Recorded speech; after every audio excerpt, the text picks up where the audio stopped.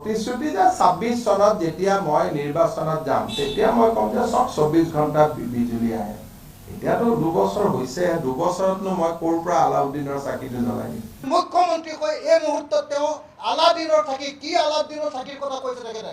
যিজন মানুহে অসমৰ ৰাজনীতিত ২৫টা বছৰ দপদপাই থাকিলে, অসমৰ ৰাজনীতিৰ মূল সূতাৰূপে থাকিলে, অসমৰ ৰাজনীতিৰ আটাইতকৈ ডাঙৰ মানুহৰূপে নিজকে দেখুৱাবলৈ যত্ন কৰিলে, সেই মানুহজনে এই বিদ্যুৎ সমস্যা দূৰ কৰিব নোৱাৰি এতিয়া যি আবুল তাবুল বকিছে এই বক্তব্য কেতিয়াও মানি ল'ব নোৱাৰি। প্ৰতিশ্ৰুতি যে ২৬ চনত যেতিয়া মই নিৰ্বাচনত যাম তেতিয়া মই কম যে ২৪ ঘণ্টা বিজুলী আহে।